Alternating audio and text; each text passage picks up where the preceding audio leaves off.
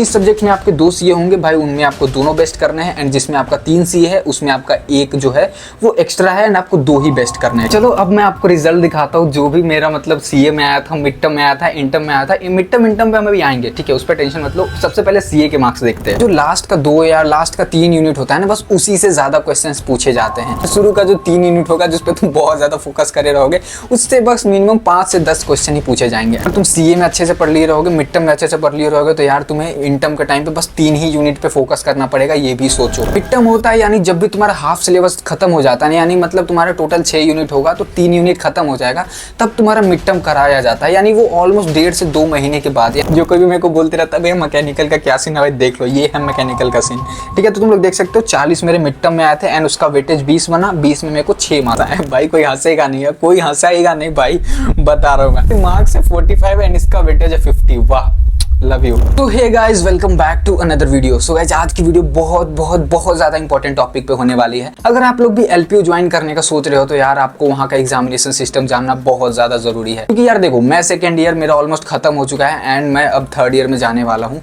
तो यार मेरे को वहाँ का एग्जामिनेशन सिस्टम समझते समझते ऑलमोस्ट 1 साल लगे थे। तो यार आपको वहाँ का एग्जामिनेशन सिस्टम जानना बहुत ज्यादा जरूरी है अगर आप भी वहाँ पे जाके अच्छा सा सीजीपीए गेन करना चाहते हो। आज की वीडियो में मैं आपको एलपीयू का सीए, मिड टर्म, इंटर्म कितने सीए होते हैं, कैसे कैसे वहाँ के मार्क्स आपको जुड़ेंगे, एंड कैसे कैसे वहाँ के वेटेज वगैरह काउंट होते हैं, एंड मैं अपना भी डाटा दिखाने वाला हूँ मेरे कितने कितने मार्क्स आए थे। उसके बाद मैं आपको पूरा फाइनल प्रेडिक्ट देने वाला हूँ भाई आपको कैसे मार्क्स लाने चाहिए एंड आपका कैसे एक अच्छा सा सीजीपीए बूस्ट होगा। चलो इस वीडियो में आपको एलपीयू के सारे चीज बताता हूँ वहाँ के एग्जामिनेशन सिस्टम से रिलेटेड। तो भाई मैं आपसे एक रिक्वेस्ट जरूर करूंगा, एक कॉपी पेन लेके बैठ जाओ ताकि कोई भी एक इंपॉर्टेंट आपको चीज लगे ना तो आप तुरंत नोट कर लेना। और इस वीडियो से आपको कोई भी डाउट आता है तो यार ये है मेरा इंस्टाग्राम आईडी, फटाफट से आके मेरे से कोई भी क्वेश्चंस पूछ लेना। चलो सबसे पहले हम बात करते हैं सीए के ऊपर कि भैया सीए क्या चीज है, मेरे को ये बताओ। सीए का मतलब होता है कंटिन्यूअस असेसमेंट, यानी एक प्रकार का क्लास टेस्ट होता है। तो देखो 3 क्लास टेस्ट होंगे तुम्हारे टोटल, मतलब टोटल 3 सीए होते हैं। तीनों में तुम्हें सिर्फ 2 बेस्ट निकालने हैं, मतलब एक तुम्हारा एक एक्स्ट्रा रहेगा, तुम्हें सिर्फ 2 बेस्ट निकालने हैं 3 में से। अब मान लो तीनों सीए तुम्हारा 30-30 मार्क्स का होता है। पहला सीए होगा 30 मार्क्स का, दूसरा भी 30 एंड तीसरा भी 30। अब मान लो पहला सीए में तुम्हारा 20 मार्क्स आता है, दूसरा सीए में तुम 15 मार्क्स लाए एंड तीसरा सीए में तुम 29 मार्क्स लाए। तो जो तुम्हारा ये बीच वाला मार्क्स था ना, यानी जिसमें तुमने 15 मार्क्स लाए थे वो काउंट नहीं होगा। जो बचा हुआ 2 सीए था ना, जिसमें तुमने एक में 29 मार्क्स लाए, एक में 20 मार्क्स लाए, वही 2 सीए काउंट होंगे, ठीक है। यानी एक जो तुम्हारा सीए था वो तुम्हारा एक्स्ट्रा था, बचा हुआ जो बेस्ट सीए होगा ना वही काउंट होगा, ठीक है। तो यार पहला जो सीए होगा ना उसमें से बस तुम्हें 2 यूनिट पूछे जाएंगे, दूसरा जो सीए होगा उसमें भी तुम्हें 2 यूनिट पूछे जाएंगे, एंड तीसरा जो सीए होगा उसमें भी तुम्हारा 2 यूनिट पूछे जाएंगे। अब देखो यार इस सारी चीज़ों का रिसोर्सेस हम अपने व्हाट्सएप ग्रुप पे भेजते रहते हैं, तो अगर आपने अभी व्हाट्सएप ग्रुप ज्वाइन नहीं किया है तो डिस्क्रिप्शन में जाकर फटाफट से वहाँ से व्हाट्सएप ग्रुप ज्वाइन कर लेना, एंड वहाँ का लिंक अगर काम नहीं करता है तो हमारे इंस्टाग्राम पे जरूर मैसेज करना। यार अब तक तो आपको ये पता चल गया है कि 3 सीए होता है, सारा सीए 30-30 मार्क्स का होता है। बट एक और चीज़ भाई देखो, जब हम मतलब ऑलमोस्ट सेकेंड ईयर के सेकेंड सेम में आए थे ना, तो ऑलमोस्ट कॉलेज वालों ने भाई 2 सीए का क्राइटेरिया कर दिया था, एंड दोनों सीए बेस्ट था, ठीक है। मतलब जो पहले आपको दिखता था ना कि एक सीए बेस्ट है हमारा, अब वो नहीं रहा, अब आपको सिर्फ 2 सीए है। बट किसी किसी सब्जेक्ट्स में 3 सीए भी है, तो इसलिए मैंने आपको तीनों का बता दिया है। बट जो 2 सीए होगा उसमें आपको दोनों बेस्ट करने हैं, ठीक है। एक में आपका 20 मार्क्स आता है, एक में 10 मार्क्स भी आता है, तो भाई ये 10 मार्क्स वाला भी काउंट होगा, ये 20 वाला भी काउंट होगा। तो जिस सब्जेक्ट में आपके 2 सीए होंगे भाई उनमें आपको दोनों बेस्ट करने हैं, एंड जिसमें आपका 3 सीए है उसमें आपका एक जो है वो एक्स्ट्रा है, एंड आपको 2 ही बेस्ट करने हैं, ठीक है। तो भाई उम्मीद है सीए से रिलेटेड आपका कोई भी डाउट नहीं होगा। और भाई सीए बहुत ज्यादा ईजी होता है यार, 2 यूनिट पूछे जाते हैं। तो भाई चलो अब मैं तुमको अपना रिजल्ट दिखाता हूँ, जिसपे मैंने कंटिन्यूअस असेसमेंट यानी जो मेरा क्लास टेस्ट था उसका मैं आपको रिजल्ट दिखाता हूँ, देन मैं आपको मार्क्स और वेटेज समझाता हूँ। तो यार चलो अब मैं आपको रिजल्ट दिखाता हूँ जो भी मेरा मतलब सीए में आया था, मिड टर्म में आया था, इंटर्म में आया था। मिड टर्म इंटर्म पे हमें भी आएंगे, ठीक है, उस पर टेंशन मत लो। सबसे पहले सीए के मार्क्स देखते हैं। अभी आप देख रहे होगे एक है हमारा सब्जेक्ट एनालिटिकल स्किल्स 1, उसमें आप देखो अटेंडेंस के 5 मार्क्स है, इस पे भी हम अभी आएंगे, ठीक है। दूसरा में आप देख रहे हो कंटिन्यूअस असेसमेंट, जिसमें मेरे 83 आउट ऑफ 100 है, एंड इसका वेटेज आप लोग चेक कर सकते हो 30 आउट ऑफ 25 है। तो भाई ये मार्क्स 100 क्यों है और इसका वेटेज मेरा 30 में से 25 कैसे काउंट हुआ ये मैं आपको बताता हूँ। अब देखो यार आपने जो भी मार्क्स 100 देखे ना, तो देखो 30 मार्क्स का आपको 3 सीए मैंने बताया था। अब वो तीनों सीए का भाई आपको टोटल 100 काउंट होता है, 100 में से जो भी आपका मतलब जो भी मार्क्स आया होगा ना उसका काउंट करके वो मेरे को शायद से 83 मार्क्स दिए हैं, ठीक है। 83 मार्क्स था। उसके बाद उसका जो वेटेज आप देख रहे होगा ना 30 मार्क्स, 30 आउट ऑफ मेरे को 25 आया है, तो वो 100 का होता है ना, वो वेटेज आता है। जो भी आपका 100 100 होगा ना, वो 100 इधर वेटेज में आपका 30 मार्क्स का आ गया है, एंड उसमें मेरा जो भी स्कोर आया था जो कि 83 मार्क्स था, वो इधर आके मेरा 25 हो गया है। तो यार देखो, हर सब्जेक्ट्स का अलग अलग मार्क्स होता है एंड अलग अलग वेटेज होता है, ठीक है। तो मैं आपको एक दूसरा भी दिखाता हूँ जिसका अलग मार्क्स है एंड उसका अलग वेटेज है। तो यार दूसरा तुम लोग देख सकते हो सर्वर साइड स्क्रिप्टिंग, जो कि PHP है, मतलब जो फुल स्टैक में आता है, जिसमें आप लोग देख सकते हो अटेंडेंस मार्क्स, कंटिन्यूअस असेसमेंट, या और इसमें तुम लोग देख सकते हो मिड टर्म गायब है क्योंकि ये प्रैक्टिकल है, प्रैक्टिकल में मिड टर्म नहीं होता है। तीसरा में हमारा प्रैक्टिकल एंड टर्म। अब तुम लोग कंटिन्यूअस असेसमेंट में देख सकते हो 100 आउट ऑफ 90 आए हैं मेरे, भाई पढ़ने वाला नहीं हूँ, टेंशन मतलब। तुम लोग देख सकते हो 100 आउट ऑफ 90 आए हैं एंड इसका वेटेज भाई 45 है। पिछले तुम लोग एनालिटिकल स्किल में देखे थे 30 मार्क्स था जिसमें मेरे 25 आए थे, बट इसमें 100 में 45 का वेटेज है एंड मेरा 41 बना है। तो यार देख सकते हो सारे सब्जेक्ट्स में डिफरेंट डिफरेंट मार्क्स होते हैं एंड उसका अलग अलग वेटेज काउंट होता है, ठीक है। यार उम्मीद है तुम्हें मार्क्स वर्सेज वेटेज भी क्लियर होगा एंड सीए का क्या क्या सीन है यार, सीए भी तुम्हें एकदम क्लियर होगा। देखो एनालिटिकल स्किल में ऐसा सीन था कि मेरा जो मतलब 2 सीए था ना वो बेस्ट गया था एंड एक मेरा बहुत खराब गया था जिसमें मेरे आई थिंक 12 से 13 नंबर आए थे, तो वो काउंट नहीं हुआ था। जो भी 2 बेस्ट थे ना वो काउंट हुए थे। PHP में ऐसा सीन था, उसमें भी 3 थे, नहीं शायद उसमें 2 थे, दोनों एक शायद सीए था एंड एक प्रोजेक्ट था, तो मेरा दोनों बेस्ट गया था, तो उसमें मेरे अच्छे मार्क्स आए थे, ठीक है। तो भाई टेंशन नहीं लेना है। तो यार ये तो था सीए का बात। अब उम्मीद है यार सीए में तुम्हें कोई भी टेंशन नहीं होगा। सीए भाई बहुत ज्यादा ईजी होता है, क्लास टेस्ट जो भी होता है क्लास के अंदर ही होगा, ठीक है। एंड जो तुम्हारा टीचर तुम्हें पढ़ाएगा वही तुम्हारा क्लास टेस्ट लेगा, ठीक है। तो इसके लिए तुम्हें कोई भी टेंशन नहीं लेना है। अब हम बात करते हैं मिड टर्म का कि भैया मिड टर्म क्या है। तो यार मिड टर्म होता है यानी जब भी तुम्हारा हाफ सिलेबस खत्म हो जाता है, यानी मतलब तुम्हारा टोटल 6 यूनिट होगा तो 3 यूनिट खत्म हो जाएगा, तब तुम्हारा मिड टर्म कराया जाता है। यानी वो ऑलमोस्ट 1.5 से 2 महीने के बाद, यानी जब तुम अभी क्लासेस ज्वाइन करोगे ना उसके 1.5 से 2 महीने बाद तुम्हारा मिड टर्म कंडक्ट कराया जाएगा। एंड जब तुम्हारा 3 यूनिट खत्म हो जाएगा सारे सब्जेक्ट्स का, यानी जहां तक तुम अभी तक पढ़े रहोगे ना वहां पे क्वेश्चंस आते हैं। अब कोई भी तुम्हारा प्रैक्टिकल एग्जाम होगा, कोई भी थ्योरेटिकल एग्जाम होगा, उस पर भी डिपेंड करता है कि वो थ्योरेटिकल होगा या फिर वो एमसीक्यू होगा। जैसे तुम मैकेनिकल अगर पढ़ोगे तो वो तुम्हारा पूरा रिटन होगा, एंड जैसे कोई भी अदर तुम सब्जेक्ट्स पढ़ोगे वो तुम्हारा एमसीक्यू होता है, ठीक है। तो अब मैं तुम्हें कुछ मिड टर्म के मार्क दिखाता हूँ, उसके बाद मैं मिड टर्म के ऊपर बात करता हूँ। तो यार सबसे पहले तुम मिड टर्म में देख रहे होगे ऑपरेटिंग सिस्टम, जो कि एक मेरा सब्जेक्ट है, एंड उसके तुम सबसे नीचे देख रहे होगे मिड टर्म। मतलब 30 में से मेरे 17 मार्क्स आए थे, ठीक है। 30 मार्क्स का होता है तुम्हारा मिड टर्म, 30 में से मेरे आए 17 मार्क्स। अब देखो इधर वेटेज में देखो, वेटेज में ये यही 30 मार्क्स इधर आके वेटेज में 20 मार्क्स बन गया है एंड 20 मार्क्स में से मेरे बने हैं 12 मार्क्स। अब तुम लोग ये देख सकते हो भाई 20 मार्क्स जो भी था इसका वेटेज, उसमें से मेरे को बस 12 मार्क्स मिले हैं वेटेज कट के। तो यार तुम लोग देख सकते हो जो भी तुम्हारा मिड टर्म होगा ना, या फिर तुम्हारा जो भी सीए होगा, मिड टर्म होगा, इंटर्म होगा, उसका एक वेटेज बनेगा एंड उसी के हिसाब से तुम्हारा कोई भी मतलब मार्क्स कंडक्ट किया जाएगा, ठीक है। तो अब थोड़ा बहुत मिड टर्म के ऊपर बात कर लेते हैं कि तुम्हें मिड टर्म में कैसे कैसे पढ़ना है। यार देखो, अगर तुम सीए में पहला 2 यूनिट अच्छे से पढ़ ले रहोगे तो भाई मिड टर्म में तुम्हें बस 1 यूनिट अच्छे से पढ़ना है।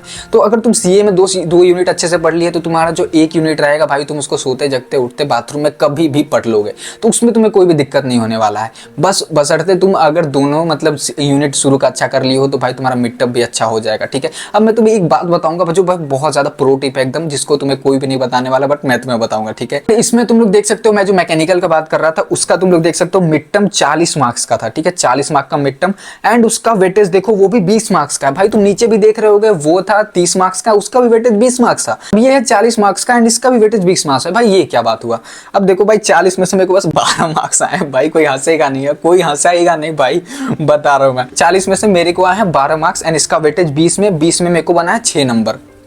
भाई देख सकते हो कितना पढ़ने में तेज था। भाई मैकेनिकल मेरा बिल्कुल भी अच्छा नहीं था, जो कोई भी मेरे को बोलते रहता है भैया मैकेनिकल का क्या सीन है, भाई देख लो ये है मैकेनिकल का सीन, ठीक है। तो तुम लोग देख सकते हो 40 मेरे मिड टर्म में आए थे एंड उसका वेटेज 20 बना, 20 में मेरे को 6 मार्क्स। तो यार सारे सब्जेक्ट्स का अलग अलग वेटेज होता है, अलग अलग मार्क्स होता है, वो डिपेंड करता है, ठीक है। तो यार उम्मीद है तुम्हें मिड टर्म का भी सिस्टम एकदम क्लियर होगा। तो अब बात करते हैं फाइनल एंड टर्म का कि भैया मेरा एंड टर्म कैसे होगा एंड मेरे को एंड टर्म में कैसे कैसे पढ़ना है ताकि भाई मैं एक अच्छा सा सीजीपीए गेन कर सकूं। तो यार देखो, अगर तुमने मिड टर्म सीए के लिए अच्छे से पढ़ रखा होगा, यानी तुम शुरू का अच्छा से पढ़ रखे होगे ना, तो भाई इंटर्म में उससे कोई भी घंटा फर्क नहीं पड़ने वाला है। अब ये मैं ऐसा क्यों बोल रहा हूँ, देखो इंटर्म में जो लास्ट का 2 या लास्ट का 3 यूनिट होता है ना, बस उसी से ज्यादा क्वेश्चंस पूछे जाते हैं एंड शुरू का जो 3 यूनिट होगा जिस पे तुम बहुत ज्यादा फोकस करे रहोगे, उससे बस मिनिमम 5 से 10 क्वेश्चन ही पूछे जाएंगे एंड जो लास्ट का होगा उसी से सबसे ज्यादा क्वेश्चन पूछे जाते हैं।